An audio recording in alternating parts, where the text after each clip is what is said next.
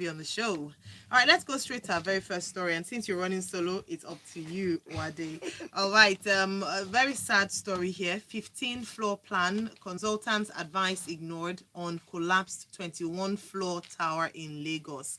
The Vanguard reports, we're taking this report, the Vanguard has quite a comprehensive, yes, and detailed report of the unfortunate incident in Ikoyi. Valentine, this morning you mentioned that you felt the tremor. Yeah, I felt the tremor. Yes, in Ikoyi. At the time, I was working there yesterday afternoon around 3 p.m. And I felt the seat I was on, in fact, I was sitting down against the table and I felt both the table and the chair move. And I was listening to music. So, and then a lot of things happening. And I alluded it to hunger. So, oh, my body is trembling. I'm so hungry. Only for me to call someone around the area. The person said his chair that he was sitting on also shifted. Yeah. You know? And yeah, so that was really shocking to experience. And going outside, you see the traffic was bad. Yeah, I wanted to highlight that just for people to understand how serious it was for people who live in or who were working in that particular area or who had seen that it looked really shocking. And so to understand the extent of a 21-story building collapsing, to rubble to the ground, to check just the technical challenges, as it's been said in this article, that it must have had. People described it like it felt like a pack of cards. Looking at it, it felt like a pack of cards because it was just on top of each other. And it begs the question: How did that happen? Does the building accidentally collapse in that manner, or it collapsed in a way that could be alluded to a controlled demolition? When I heard it yesterday, I heard it about 6 p.m. and I went to see my brother. So and the first thing that came to us was it could have been a slight tremor, and you confirming it now just goes to show that. But it also speaks to the integrity of the structure itself. Yeah. Because there are other structures just around it within the same place that are still, some have just been. They just finished the constructions and they didn't fall. They were not as high as the 21 story, but it goes to speak to how exactly was the integrity of the structure as it went higher and higher, and which is some of the things that if you read the story, you would hear. The headline on its own tells you that the advice was for 15 stories. It went to 21 stories. Sometime last year, the engineering company, early last year, in February last year, before the madness of COVID, the engineering company had written specifically to the company, that the developer, that they were no longer going to be part of it, that they could not vouch for the integrity of the building beyond 4 floors. So beyond 4? Yes, beyond 4. And even on that 4, they could, because they hadn't received the stress test and a number of those things. Now, so a number of things come to mind. The regulators who have approved that this thing should go on, who should check every single floor, having experienced this kind of thing. When I say experience, meaning that I've been part of a team that had to build a 2-story building. Every time you set up the decking of the next floor, Lagos State has to come and do a test. You must have an independent, stress test company to test it, because sometimes the unevenness of how the concrete is poured makes the integrity very questionable. So if you're getting to 21 floors and one of the pillars holding the building actually snapped because of the tremor, then you can imagine what weight that pillar was holding. And this for me is something that I think we seem to have just forgotten about, the fact that lives and property. I mean, lives are involved when you're in construction. First and foremost, sorry, I should have done that at the beginning. My condolences to the families of those who have lost loved ones. Talking about that, sorry, just to mention that according to articles, the numbers, of course, as you would imagine, at this early stage varies. But the one that's been consistent, at least, is that at least 10 people have been confirmed dead, whilst others have been pulled out of the rubble, still alive but injured. Also notable is that some newspaper publications have confirmed that the developer, the chairman or the MD of Fourscores, who are the developers of that property, Mr. Femi Awubono, has also been confirmed to be to have passed on under the. He was said to have been in the building when he collapsed, and he was showing around clients. He's one of the prominent people. Developers in that area, and he's one of the people that have been confirmed dead. We'll still hear news of others, and our condolences again to every single person who's been involved or attached to this. While I was scouring the internet on about this story, around this story yesterday, I came across an article that was published to July 5th of 2020 of the Lagos State government having made frantic efforts to address the environmental pollution around the area, sealed the building and asked the developers to stop work forthwith. Yeah, so that was ignored. So a year ago. And these are the things that we're talking about. The regulators say stop. The engineering firm pulls out. The architectural consultant says 15 floors. Everything just speaks to something that was going to go wrong, and it went wrong, unfortunately. Now, so the question here is, these plots in Ikoyi, most of the plots, having grown up in Lagos, had maximum a 2-story building. Sometimes a few had 3, 4. Now, these are all reclaimed parts, and it's water. And as you go on, you find out that the beds of the reclamation starts to go down. Now, so the question here is, what kind of piling did they do to hold up a 21-story structure? Yeah, but in that area, I mean, what kind of piling could ever hold it up? Oh, there will be, because that's why I said what the structural issues, a number of structural issues that probably have not been dealt with. A number of structural issues that haven't been dealt with, and this is what you see. Have the regulators checked that the right kind of piling had been done for a 21-story building? If your architects are telling you that based on their own survey or their own test, you shouldn't go more than 15 floors. So my point all these things are just. My point is, why go further? Why continue? Why allow them continue even after you have sealed the building? And why do you have to go through the process of resealing or having further conversations or even seeing it happen in front of you? It's not as if it's happening in the dark of the night. Construction work continues even after sealing. Are there no consequences to this? Well, so hold on. That's one question. Yeah. Another question is, why are we still talking about this when people should have been arrested? Why allow this to stem to this point, to get to this point? Okay, so the disasters. So first and foremost, you do a test of a building, and then you say, oh, it's not fit for purpose at a particular. I don't know what stage it was as of July last year. So if it was at a particular stage, you seal it off. Now you come back and you say, oh, these adjustments need to be made. Were they made? Have they been checked? I doubt. I'm not sure if that has been done. And like you said, people, not just the developer, even those in the regulatory office who have signed off for this to continue after sealing it the first time, should also be properly proved and brought to absolutely. So it's been reported that the governor of the state, His Excellency Mr. Babajide Sanwo-Olu, has ordered an investigation into this, as we would expect. And then this comments from Solomon Akoka also aligns with what you mentioned with regards to regulatory authorities. So the personnel in the supervisory ministry in the state should be held liable. I do not know if you've noticed signs on buildings under construction that the building has been sealed. Sometimes you even see the sign resealed, yet construction is ongoing. Who should monitor that this does not happen? I'll be shocked if anyone is eventually held responsible for this. So, has anything happened to the Lekki Gardens? This brings to mind what happens with the Lekki Gardens. Do we have any updates with regards regards to investigations that were said to have been done. We also remember the This is like 3 years. Yes, we also remember the one and the what's the church now? Synagogue.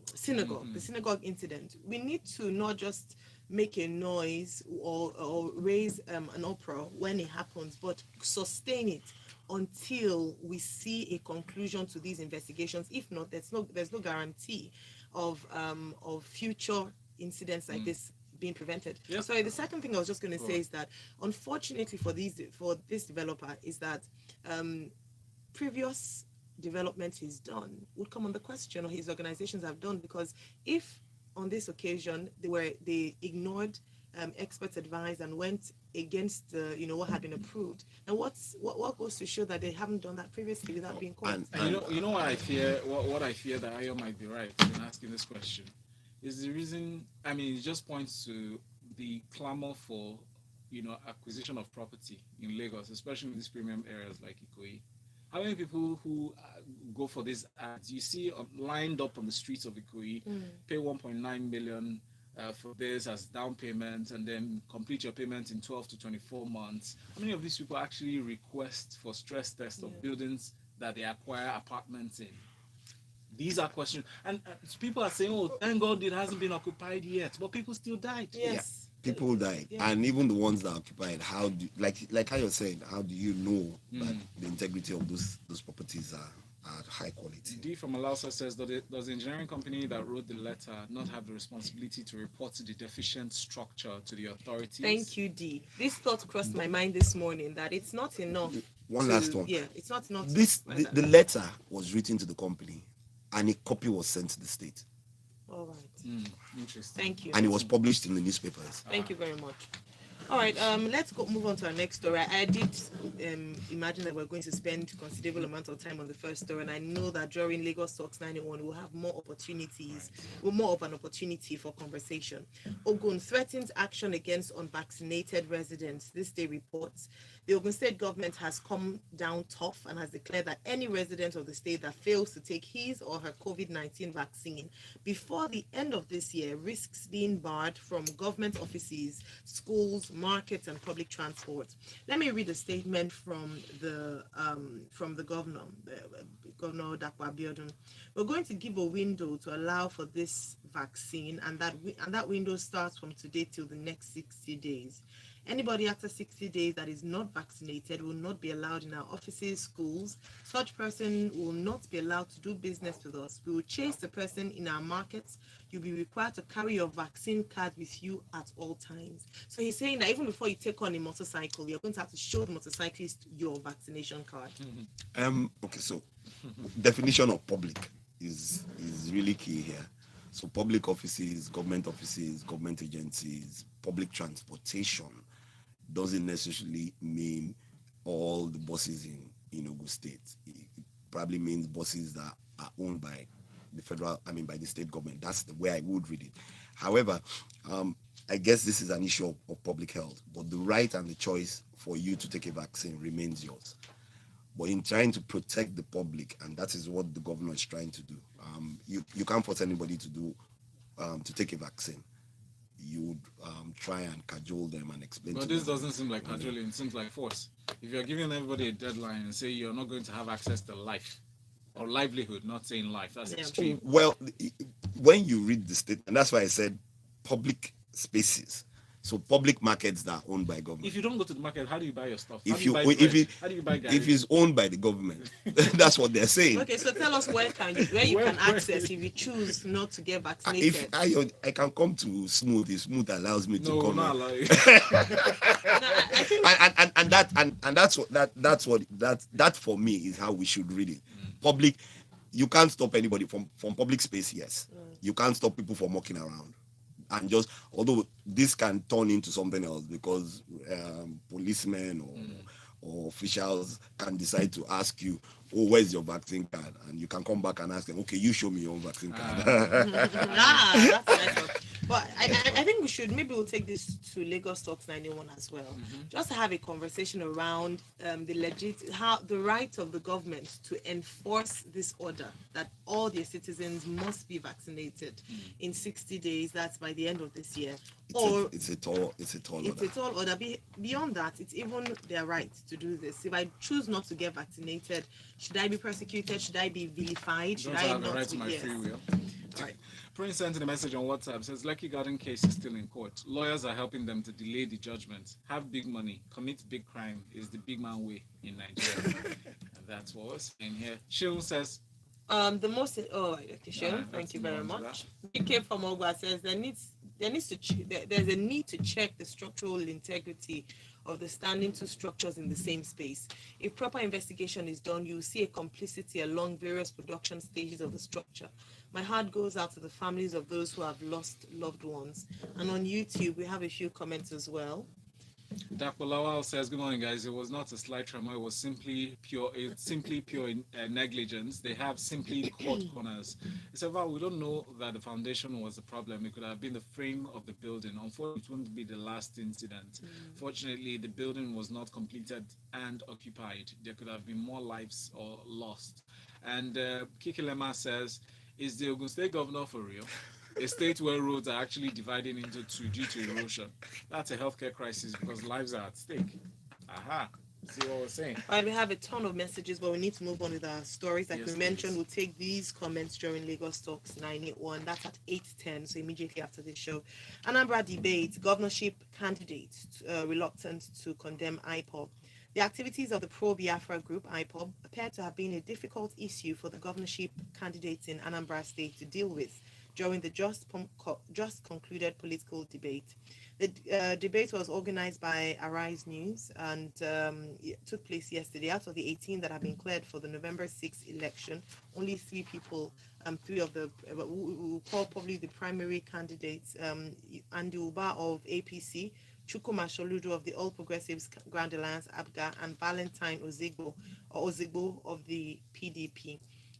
We've talked about IPOB, vis-a-vis the Anambra elections, why there wasn't anything happening, and some people had said it was also political as well, because the governor might not want to rattle nerves, so he just look away, as it were.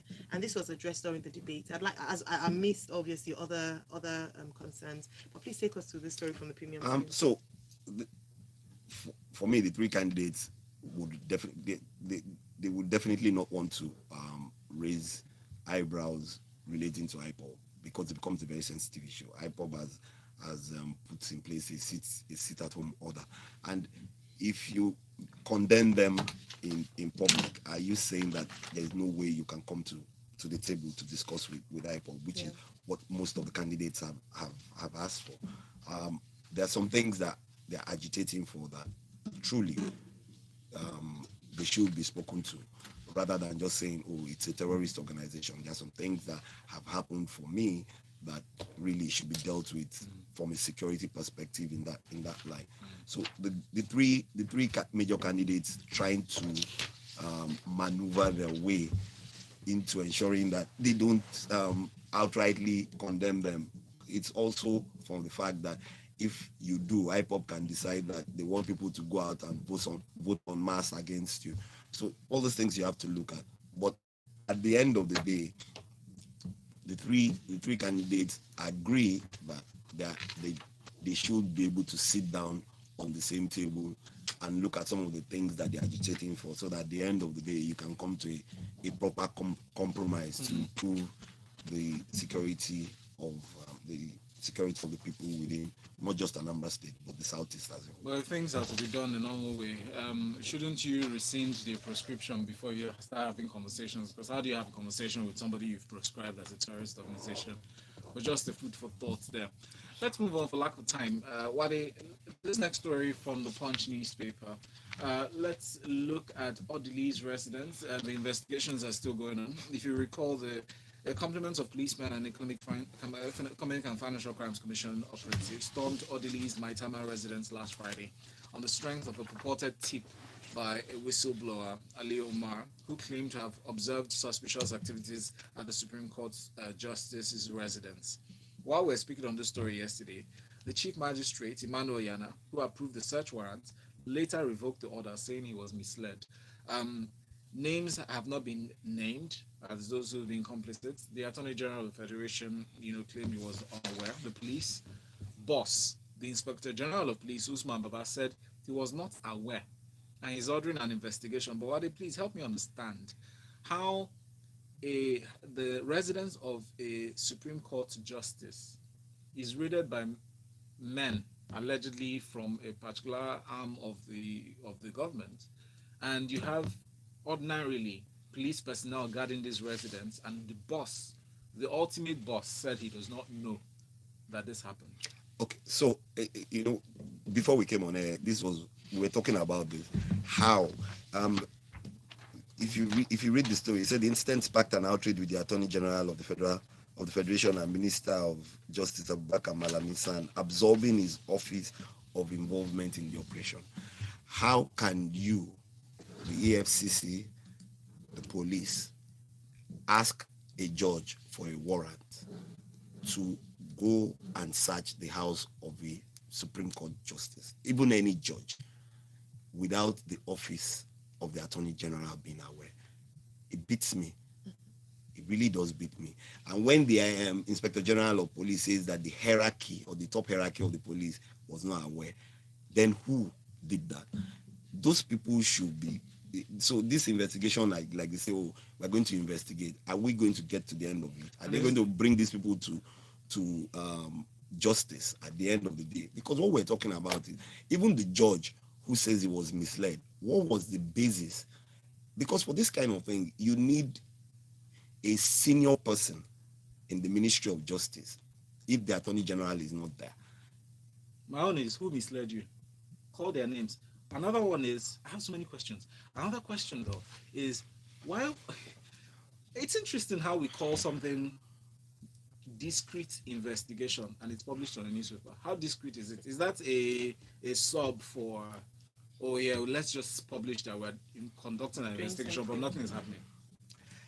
Okay, you are conducting an investigation, so yes, the details of the investigation you might not know, but you can say, oh, okay, we're conducting an investigation into Wadi, for instance, but the details of what the investigation is about, you don't know. So when you come out and you get a warrant to search, and the Ministry of Justice, who supervises the FCC, and the police, the Inspector General is not aware, for you to go and search a judge's house. Can I remind you something, Wade? The warrant did not have her name on it. The warrant did not have the right address on it. It was 2 blocks away, and they somehow, conveniently, mistakenly stepped into the house. So I don't think these are the questions we can answer on the show. No, we can't answer them. So one thing also goes to show is even the what's it called? The judge, what was the magistrate judge, what was put before him that he gave a warrant? That's the question. That's a huge question that you need to answer. Again, he exonerated himself by saying he was misled. Yeah, he was misled, but what was put before you? Did they say they were going to search Justice Odili's house? Because the clear terms of a warrant must be stated. Yeah. Yeah. All right. Still on the first story, Ken from Suluri says, good morning, everyone in the studio. I work with a construction company as a subcontractor. Every time officials from the regulatory agency in Lagos State come to inspect each floor before casting, they also see shortfalls from the building company. They will laugh over it and collect bribe of 150,000 to 250,000 naira and go. To me, the government is to blame. This kind of comment is actually very worrying. Yeah. Very worrying.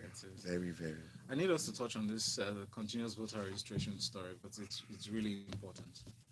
The Independent National Electoral Commission says that the number of fresh registrants in the ongoing nationwide continuous voter registration has hit 3.8 million people.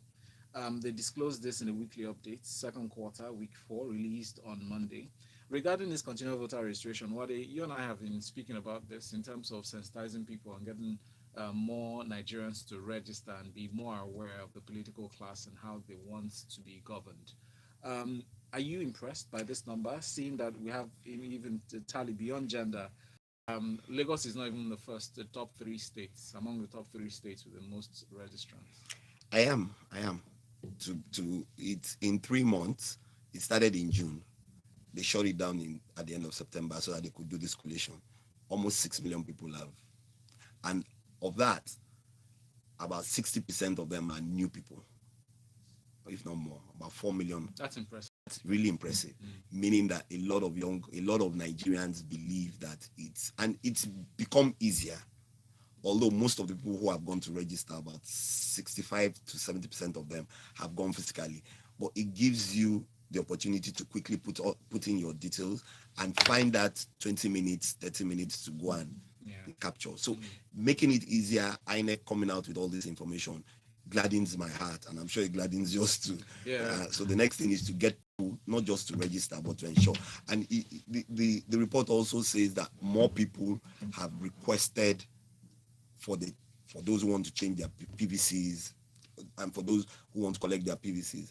All those things have been done. And what also makes me happy is when you look at what has happened in Anambra State in terms of new registrants last week. By last week, Thursday, the voters' card should have been in Anambra State. They were going to send out messages, text, emails. So it's not just you go to the local government council and they say, oh, he hasn't come. No, they're keeping us informed, and I'm happy that INEC is doing this. All right. Well, Prince thinks it's not impressive if you look at the number of registrants from June to end of October. He said, I think the number of completed registrations, both online and physical, which is about 1.5 million from June when the registration started, is too low. It seems people are not taking the PVC registration serious. And Prince, this is why we highlighted this story this morning. It's also a way of raising awareness that if you haven't registered or you're procrastinating, you need to get it done now. He continues to say about 500,000 registered through online, about 900,000 completed the process through physical registration. Again, seems the online registration is not adding value because one has to visit the physical office to complete the process. I think he swapped the numbers. Maybe he meant 900,000 registered online and only 500 went to the physical station to verify.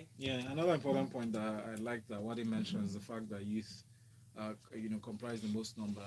And also to share, as a way of sensitization, please, the way we forward messages on WhatsApp, we love those things. Please, let's forward the link as well to our various WhatsApp groups. And I encourage our friends and family. That's what should be going viral. Really. All right. So, to more stories, youth are the most strategic assets. That's what the president is saying. And in the report on this day newspaper, President Muhammadu Buhari described Nigerian youth as the most strategic assets who should be ready to channel their energies into active political participation. I place emphasis on the phrase political participation because we're very close to 2023, and it's so convenient for a president who 2 years earlier had said that youth lazy youths. Oh, that's what he said. We want this news to erase that memory. So he's now said that we are the most strategic asset to MSA. That's what he said. Yes, NMSA. The youths are the NMSA. According to the president, we are no longer lazy. Wow. I rest my case. You do? I do. You're speechless. That's what the president intended. Right. But by the way, the speech was made through the vice president who represented the president at the event where the speech was made. Because obviously the president is away on the climate change summit in Glasgow. Yeah. So I'm speaking through Wade and Ayo this morning. Thank you so much for engaging with us. We'll take this conversation further for Lagos Talks 91. Wade, thank you. Thank you very much. For the post analysis this morning. No, you have to mention the last story. AFCC picks up Obi Kubana, alleges money laundering, tax fraud. Most of the comments I saw trailing this story or this headline is that it's been a long time coming, and I wonder why. Well, let's not forget he's innocent until proven guilty. A number of people had, we need to talk about this story in Lagos Talks 91. How can you not mention that last story? After all the sad stories, we need something a bit lighter.